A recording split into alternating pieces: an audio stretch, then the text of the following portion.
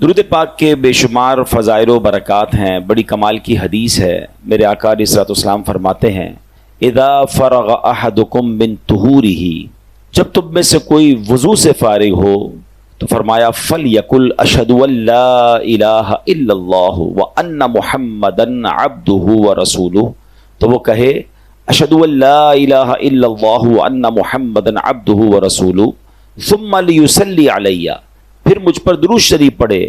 فَإِذَا قَالَ ذَلِكَ فُتِحَتْ لَهُ أَبْوَابُ الرَّحْمَةِ، تو جب یہ درود پڑھے گا تو اس کے لیے رحمت کے دروازے کھول دیے جائیں گے۔ تو وضو کرنے کے بعد پڑھنا کیا ہے؟ اشہد ان لا الہ الا اللہ وان محمدا عبدہ ورسولہ، اور پھر اس کے بعد درود پاک پڑھنا ہے۔ آسیوں جرم کی دوا ہے درود، کیا دوا عین کیمیا ہے درود، ایک ساعت میں عمر بھر کے گناہ کرتا معدوم اور فنا ہے درود، چھوڑیو مت درود کو کافی، راہ جنت کا رہنما ہے درود۔ ہمیں چاہیے کہ ہم کثرت سے درود پاک پڑھتے رہا کریں، محبت کے ساتھ باآواز بلند درود پاک پڑھیے۔ صلو علی الحبیب صلی اللہ تعالی علی محمد صلی اللہ علیہ وسلم۔ ہم جب بیان کرنے آتے ہیں تو کوشش کرتے ہیں کہ کچھ نہ کچھ قرآن کی آیتوں کو ہم سمجھیں، قرآن کی آیتوں کو ڈسکرائب بھی کریں اور ان سے کچھ میسج حاصل کرنے کی کوشش کریں۔ اللہ کریم قرآن مجید کے پارہ نمبر 21 سورہ لقمان آیت نمبر 1 سے 3 میں ارشاد فرماتا ہے بسم اللہ الرحمن الرحیم الف لام میم تلک آیات الکتاب الحکیم ھدی ورحمۃ للمحسنین۔ آسان ترجمہ قرآن کنز العرفان، یہ حکمت والی کتاب کی آیتیں ہیں، نیکوں کے لیے ہدایت اور رحمت ہیں۔ اب ان آیتوں کی ہم ذرا تھوڑی سی تفصیل سمجھنے کی کوشش کریں گے کہ اس کا شان نزول کیا ہے، بیک گراؤنڈ کیا ہے، یہ آیتیں کس سینیریو میں کس وجہ سے نازل ہوئیں۔ اب جناب شان نزول یہ ہے کہ غیر مسلم شخص تھا جس کا نام تھا نضر بن حارث، مکہ مکرمہ کا رہنے والا تھا۔ ایک مرتبہ تجارت کے لیے ہیرا، یہ کوفہ سے 3 میل کی دوری پر ایک شہر ہے، وہاں وہ گیا اور واپسی میں کہانیوں کی کتابیں لے آیا، اور معاذ اللہ اب وہ مکہ مکرمہ کے لوگوں کو کہانیاں سناتا جاتا اور یہ کہتا جاتا کہ محمد صلی اللہ علیہ وسلم بھی تمہیں قوم عاد اور سمود کی کہانیاں سناتے ہیں، میں بھی تمہیں رستم اور اسفندیار وغیرہ کی کہانیاں سناتا ہوں۔ یعنی معاذ اللہ اپنے قصے کہانیوں کو قرآن کے برابر ٹھہرا دیا کہ قرآن بھی کہانیاں ہیں، میں بھی کہانی سنا رہا ہوں۔ تو اس بدبخت کی مذمت میں، اس کے رد میں سورہ لقمان کی آیتیں نازل ہوئیں۔ اب اللہ نے کیا فرمایا؟ ایک جگہ ارشاد فرمایا رب تعالیٰ نے وَمِنَ النَّاسِ مَن يَشْتَرِي لَهْوَ الْحَدِيثِ لِيُضِلَّ عَن سَبِيلِ اللَّهِ بِغَيْرِ عِلْمٍ وَيَتَّخِذَهَا هُزُوًا أُولَٰئِكَ لَهُمْ عَذَابٌ مُّهِينٌ۔ ترجمہ کنز العرفان، اور کچھ لوگ کھیل کی باتیں خریدتے ہیں تاکہ بغیر سمجھے اللہ کی راہ سے بہکا دیں اور انہیں ہنسی مذاق بنا لیں، ان کے لیے ذلت کا عذاب ہے۔ یعنی نضر بن حارث جو کہانیوں کی کتابیں اٹھائے پھرتا ہے اس پہ خرابیاں ہیں۔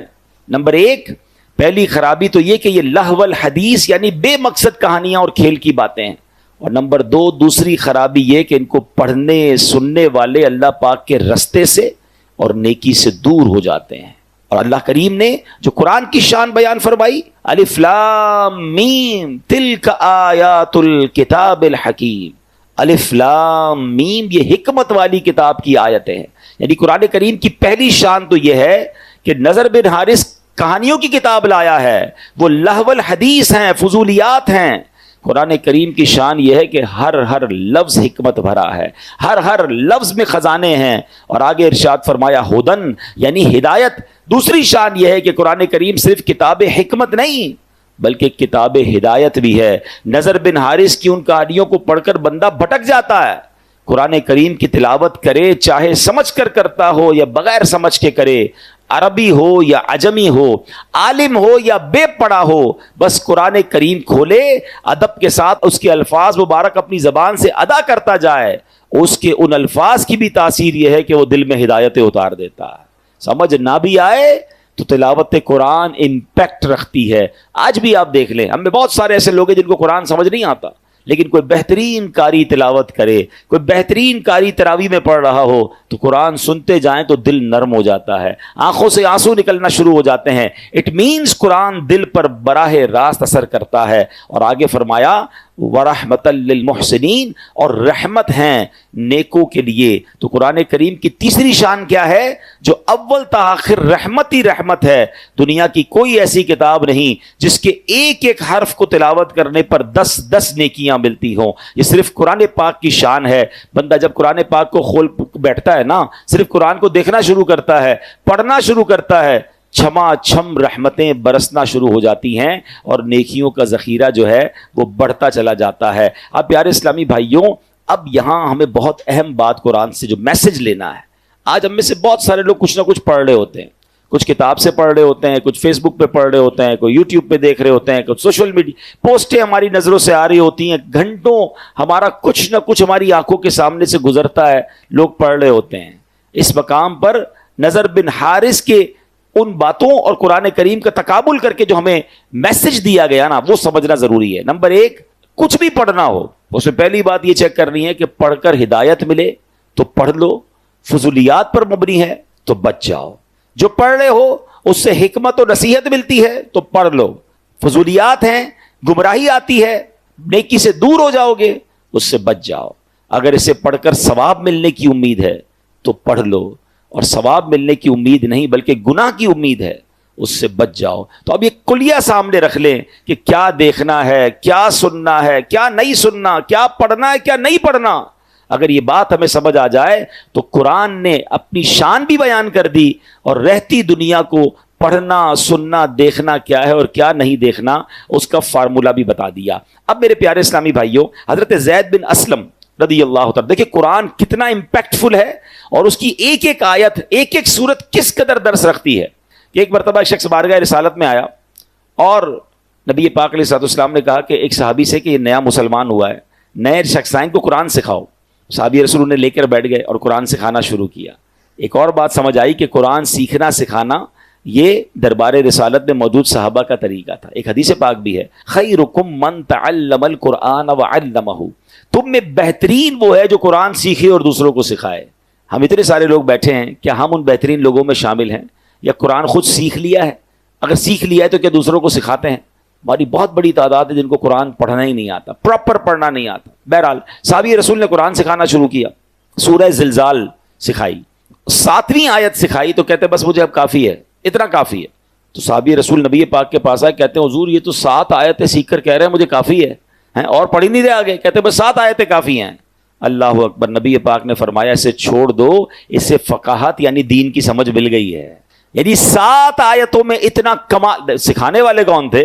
صحابی رسول تھے نا، کس انداز سے سکھایا ہوگا، کیسا دل میں اتارا ہوگا۔ سچی بات تو یہ کہ بعض اوقات قرآن کی ایک آیت اگر صحیح سمجھ آ جائے اور بندہ اس پر عمل کر لے، زندگی گزارنے کے لیے کافی ہے۔ نبی پاک نے فرمایا 7 آیتیں سیکھ لی، اس کو فقاہت مل گئی، اس کو دین کی سمجھ مل گئی، تو اب پتا چلا کہ یہ ہے قرآن، یہ ہے کتاب ہدایت، کہ اس طرح امپیکٹ کریٹ کرتی ہے اور بندہ دل سے پڑھے سمجھ لے تو اس کی زندگی سنور جایا کرتی ہے۔ حضرت جبیر بن مطعم رضی اللہ تعالیٰ عنہ صحابی رسول ہیں، فتح مکہ سے پہلے انہوں نے اسلام قبول کیا اور مدینہ منورہ میں رہتے تھے، وہیں انہوں نے وفات پائی۔ اپنے اسلام قبول کرنے کا واقعہ بیان کرتے ہیں کہ کیسے اسلام قبول کیا۔ کہتے ہیں غزوہ بدر میں جو غیر مسلم قید ہوئے تھے، ان قیدیوں کی بات چیت کرنے کے لیے میں مدینہ منورہ آیا تھا، یعنی غیر مسلموں کی طرف سے نیگوشیشن کے لیے۔ کہتے ہیں میں مدینہ منورہ آیا، جب یہاں پہنچا تو مغرب کا وقت تھا، مسلمان مغرب کی نماز پڑھ رہے تھے، نبی پاک علیہ الصلوۃ والسلام امامت فرما رہے تھے، اور پیارے آقا نے نماز کے اندر جو آیت تلاوت کی، وہ نماز کی جو تلاوت تھی وہ مسجد کے باہر بھی آواز آ رہی تھی، اور پیارے آقا سورہ طور کی تلاوت فرما رہے تھے۔ اب میں حیران ہو گیا کہ آواز کیسی ہے، قرآن پڑھنے والا کون؟ اللہ کے حبیب علیہ الصلوۃ والسلام جن پر قرآن نازل ہوا ہے، اور کلام کس کا؟ اللہ کا کلام، وہ کیسی تاثیر ہوگی؟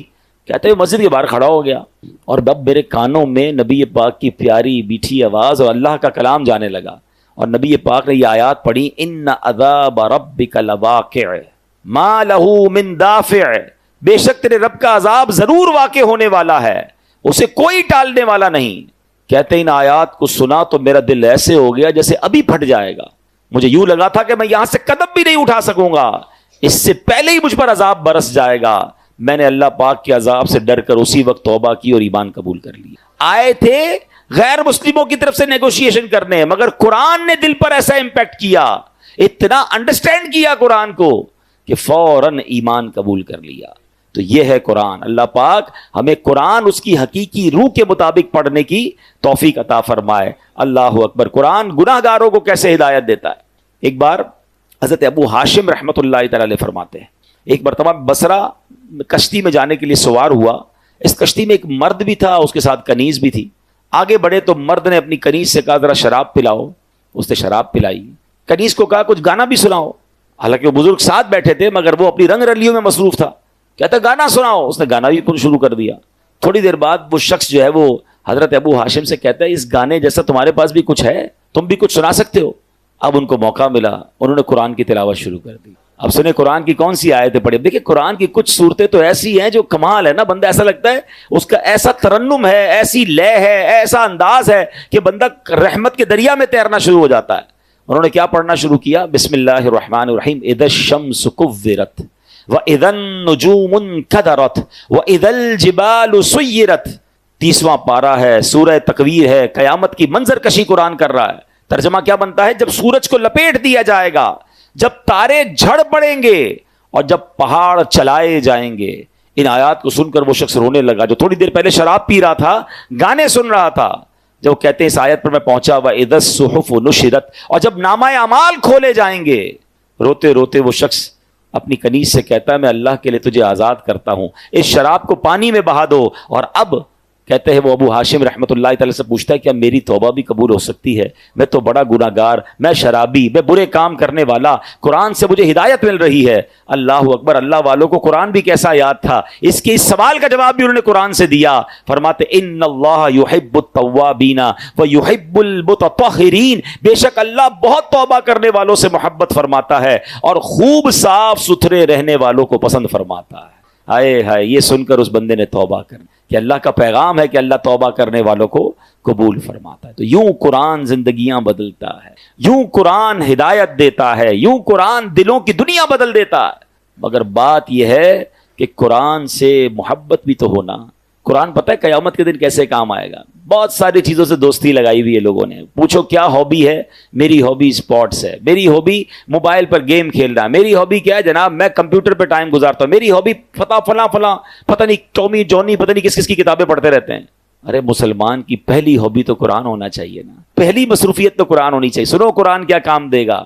اللہ کریم کے نبی علیہ الصلوۃ والسلام نے فرمایا جو بندہ دن اور رات میں قرآن کریم کی تلاوت کرتا ہے, ایسی روٹین بنائیں کہ کام پر جانے سے پہلے کچھ قرآن پڑھ کے جائیں, گھر آئیں تو سونے سے پہلے کچھ قرآن پڑھ لیں, اللہ کرے صبح سورہ یاسین پڑھ کے جائیں, رات سورہ ملک پڑھ لیا کریں. سنیے نبی پاک فرماتے جو بندہ دن اور رات میں قرآن پڑھتا ہے اور قرآن کے حلال کو حلال اور حرام کو حرام جانتا ہے, اللہ پاک فرشتوں کو اس کا رفیق یعنی اس کا ساتھی بنا دیتا ہے. جب قیامت کا دن ہوگا بندے کے لیے اللہ کی بارگاہ میں دلائل دے گا. قرآن کہے گا رب کریم ہر شخص دنیا میں اپنے کام کی اجرت لیتا تھا, جو بھی کام کرتے ہیں اس کی فیس لیتے ہیں نا. قرآن کہے گا یا اللہ ہر شخص دنیا میں اپنے کام کی اجرت لیتا تھا مگر فلاں شخص دن اور رات میں مجھے پڑھتا تھا, میری تلاوت کرتا تھا, میرے حلال کو حلال اور حرام کو حرام جانتا تھا. اے اللہ آج اس کو اجر عطا فرما, یعنی آج اس کی اجرت عطا فرما. قرآن کریم کی عرض پر اللہ کریم اس بندے کو تاج شاہی اور کرامت کا لباس پہنائے گا. اب اللہ قرآن سے فرمائے گا حل ردیتا, اے قرآن کیا تو راضی ہے. ذرا غور کیجئے, بندے کو عزت کا تاج اور کرامت کا لباس پہنا کے بندے سے نہیں پوچھے گا, اللہ قرآن سے سوال کرے گا اے قرآن تو راضی ہے. تو قرآن کہے گا یا رب اس سے بھی زیادہ افضل اجر عطا فرما. اب اس بندے کو بادشاہت اور سبحان اللہ جنت کی نعمتیں عطا کی جائیں گی, یعنی عطا کیا جاتا رہے گا. حدیث کا خلاصہ ہے کہ قرآن کے بارے میں اللہ تبارک و تعالیٰ پھر قرآن سے سوال فرمائے گا کہ اے قرآن کیا تو راضی ہے. اللہ اکبر, ذرا غور کیجئے. اور پھر ایک وقت آئے گا کہ قرآن کہے گا یا اللہ میں راضی ہوں. اب بتائیں دوستی کس سے کرنی چاہیے, ساتھ کس کا ہونا چاہیے. انفارچونیٹلی بہت ساری چیزیں ہم روز اوپن کرتے ہیں, روز سافٹ ویئر اوپن کرتے ہیں, روز آن لائن ہوتے ہیں, قرآن آن لائن نہیں کرتے. ہمارے اسلاف روزانہ کئی بزرگ تو وہ ہیں جو 3 دن میں پورا قرآن پڑھ لیا کرتے تھے. قرآن جو ہے 3 دن میں پڑھ لیا کرتے, لیکن آج ہم ہیں کہ قرآن پورا سال گزر جاتا ہے نہیں کھولتے. تو اے میرے پیارے اسلامی بھائیوں, اللہ کرے کہ ہم قرآن سے دوستی کریں, اور قرآن کیسے میسج دیتا ہے اور توبہ کیسے قبول ہوتی ہے. ایک بڑا پیارا واقعہ ہے. حضرت ابو ہریرہ رضی اللہ تعالیٰ عنہ آپ کہتے ہیں کہ ایک بار میں نبی پاک علیہ الصلوۃ والسلام کی بارگاہ میں عشاء پڑھ کر باہر نکلا تو میں نے خاتون کو دیکھا، پوری پردے کے اندر موجود تھی. انہوں نے مجھے کہا کہ اے ابو ہریرہ، مجھ سے ایک بہت بڑا گناہ ہو گیا ہے، کیا میری توبہ قبول ہوگی؟ آپ نے فرمایا بتاؤ کیا گناہ کیا ہے؟ جب اس نے گناہ بتایا تو وہ بڑا گناہ تھا. تو آپ نے فرمایا کہ اتنا بڑا گناہ کرنے کے بعد بھی تم توبہ کی امید رکھتی ہو؟ اللہ پاک کی قسم تیرے لیے کوئی توبہ نہیں، تو ہلاک ہو گئی. وہ عورت اتنا شرمندہ ہوئی، اتنی نادم ہوئی، کپ کپی طاری ہو گئی، اور وہ عورت گر کر بے ہوش ہو گئی. حضرت ابو ہریرہ کو خیال آیا، کیونکہ اسلام کے ابتدائی دن تھے، روز نبی پاک سے سارے صحابہ سیکھ رہے تھے، انڈرسٹینڈنگ ٹریننگ ہو رہی تھی. کہتے میں نے نبی پاک سے تو پوچھا ہی نہیں، مشورہ ہی نہیں کیا، میں نے عورت کو جواب دے دیا. نبی پاک علیہ الصلوۃ والسلام کے پاس آئے، پیارے آقا کو بتایا حضور ایسا ایسا ہوا، ایک عورت ملی اور اس نے مجھے کہا میں نے بہت بڑا گناہ کیا، میں نے تو کہہ دیا تیری توبہ قبول نہیں. جب نبی پاک نے یہ سنا تو پیارے آقا نے فرمایا انا للہ و انا الیہ راجعون. اے ابو ہریرہ تو خود بھی ہلاک ہوا اور اس عورت کو بھی ہلاک کر ڈالا، کیا تمہیں اللہ پاک کا یہ فرمان یاد نہیں؟ پھر آپ نے قرآن کی آیت تلاوت کی، الا من تاب وآمن وعمل عملا صالحا فاولئک یبدل اللہ سیئاتہم حسنات وکان اللہ غفورا رحیما. ترجمہ کنز العرفان، مگر جو توبہ کرے اور ایمان لائے اور اچھا کام کرے تو ایسوں کی برائیوں کو اللہ نیکیوں سے بدل دے گا اور اللہ بخشنے والا مہربان ہے. یعنی یہ کمال دیکھیں اللہ کا، دنیا میں ایسا کہیں نہیں ہوتا.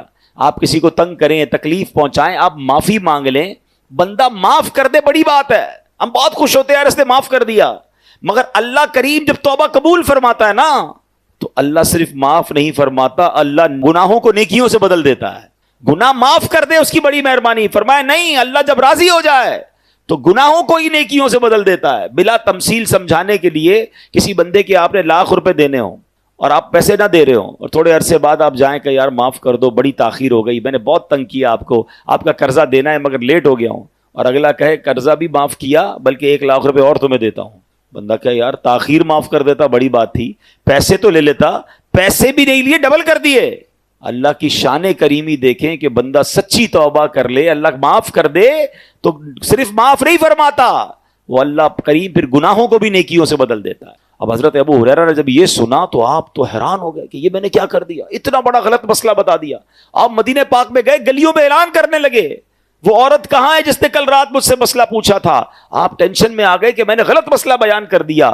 پورا دن مدینے کی گلیوں میں گھومتے رہے اور پھر اسی رات کو دوبارہ وہ عورت ملی تو آپ نے فرمایا مجھے معاف کر دو، میں نے تمہیں غلط مسئلہ بتایا، مسئلہ تو یہ ہے کہ تمہاری بھی توبہ قبول ہو جائے گی. اللہ اکبر. وہ عورت اتنا خوش ہوئی، کہتی اے ابو ہریرہ میرے پاس ایک باغ ہے، وہ پورا باغ میں اللہ کی راہ میں اس خوشی میں صدقہ کرتی ہوں. مگر اس قرآن پاک کی آیت اور اس واقعے سے پھر کچھ سیکھنے کو ملا. ایک تو میرا رب کتنا کریم ہے، سچی توبہ کرے تو وہ توبہ قبول فرماتا. قرآن پڑھے تو سمجھیں گے نا. اور سیکنڈلی کہ غلط مسئلہ کسی کو نہیں بتانا چاہیے. حضرت ابو ہریرہ رضی اللہ تعالیٰ سے مسٹیک ہوئی تو آپ پھر مدینے کی گلیوں میں پورا دن گھومتے رہے، اس عورت کو تلاش کیا کہ وہ غلطی میری ختم ہو جائے. مگر آج جس کے منہ میں جو آتا ہے قرآن کی تفسیر بیان کر رہا ہے، حدیث لوگ باتوں بھی کہہ رہے تھے اللہ قرآن میں فرماتا، اس سے پوچھو کہاں فرماتا یہ نہیں پتا، تمہیں نہیں پتا اللہ کیا کہتا ہے. ارے بھائی اللہ کیا کہتا ہے یہ کہنے کے لیے آپ کے پاس دلیل ہونی چاہیے. بھائی حدیث میں یہ آتا ہے، آپ نے کون سی حدیث پڑھی ہے؟ وہ میں نے سوشل میڈیا پہ پڑھا تھا. بھائی سوشل میڈیا کی ہر بات حدیث ہو جائے گی، ہر بات قرآن ہو جائے گی، ہر چیز کو فارورڈ کر دیں گے، ہر پوسٹ کو فارورڈ کر دیں گے، کیا پتا وہ غلط ہو.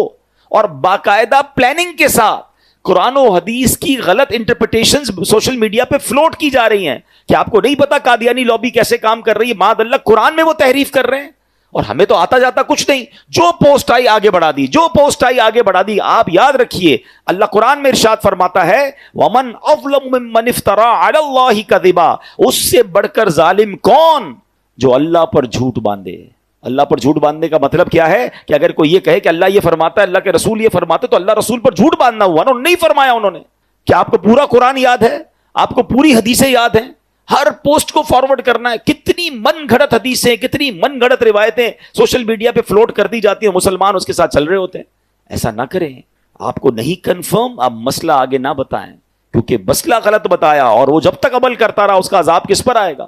تو ہمیں بیسٹ طریقہ تو یہ کہ اگر کوئی دینی پوسٹ فارورڈ کرنی ہے بلکہ خود بھی عمل کرنا ہے، کسی عالم دین سے پوچھ لیں. اب آپ کہیں یار ہر پوسٹ میں تو روز کی پتہ نہیں سینکڑوں پوسٹیں چلاتا رہتا ہوں، تو واجب تو نہیں آپ پر ہر پوسٹ کو لائک شیئر کرتے رہنا. اور اگر آپ کا پھر بھی شوق ہے تو میرا مشورہ ہے کہ آپ dawat-islami.net یہ ہماری ویب سائٹ ہے جہاں روز کی اوتھنٹیکیٹ علماء کرام مفتیان کرام سے اپروفڈ پوسٹ حدیثیں قرآن کی آیتیں آ رہی ہوتی ہیں، وہاں سے لیں اور شیئر کر دیں، ثواب بھی ملے گا اور آپ مطمئن بھی ہوں گے کہ جناب یہ اوتھنٹیکیٹ ہے. ورنہ ایسا نہ ہو کہ غلط مسئلے آگے فارورڈ کرنے کی وجہ سے ہم بھی گناہ گار ہوں. اللہ مجھے اور آپ کو ایسی احتیاط بھی نصیب فرمائے. انسان ہے نا ہم بھی، جیسے میں بیٹھا ہوں بیان کر رہا ہوں، مجھ سے بھی غلطی ہو سکتی ہے، لیکن اگر کسی بیان کرنے والے سے بھی غلطی ہو جائے اور اسے پتا چل جائے کہ بھائی آپ نے آیت ٹھیک نہیں پڑھی، حدیث صحیح بیان نہیں کی، یا مسٹیک ہو گئی ہے، سلپ آف ٹنگ ہو جاتا ہے، شرمانا نہیں ہے. ہاں فوراً بتائیں کہ میری غلطی ہے، میں نے غلط پڑھا تھا، صحیح یہ ہے، کیونکہ لوگوں کی شرم کی وجہ سے کئی قیامت میں مارنا پڑے. ہم نے دیکھا کہ امیر اہل سنت، فاؤنڈر آف دعوت اسلامی، اتنی بڑی ہستی ہوتے ہوئے براہ راست چینل پر بتاتے ہیں کہ بھائی فلاں مسئلے میں غلطی ہوئی تھی، صحیح مسئلہ یہ ہے. اس میں کوئی شرم اور آر نہیں ہونی چاہیے. چند لوگوں کی شرم اٹھانے کے لیے کہ لوگ کیا کہیں گے، ارے لوگ کچھ کہیں نہ کہیں، اگر رب ناراض ہو گیا اور گناہ جاریہ ہو گیا، میں نے جائز کو ناجائز کہہ دیا اور ناجائز کو جائز کہہ دیا، تو میرے لیے تو عذاب کا باعث بن جائے گا. تو کبھی بھی زندگی میں اگر کوئی آپ کو بتا بھی دے نا کہ یار آپ سے یہ غلط مسئلہ بیان ہو گیا ہے، آپ نے یہ مسٹیک کی، تو اس میں 1 منٹ نہ لگائیں اور فوراً اس کو ٹھیک کریں، اور الحمدللہ علماء حق سے رابطے میں رہیں تو انشاءاللہ اس کی برکتیں ملتی رہیں گی. ایک اور پیاری حدیث، نبی پاک علیہ الصلوۃ والسلام فرماتے ہیں، ایک شخص نبی پاک کی خدمت میں حاضر ہوا، عرض کی یا رسول اللہ افضل عمل کون سا ہے؟ فرمایا تم پر لازم ہے حال مرتحل، یعنی منزل پر پہنچ کر پھر سفر شروع کر دینے والے بن جاؤ. عرض کیا حضور یہ مرتحل کیا ہے، یہ کیسا کام بندہ ہے؟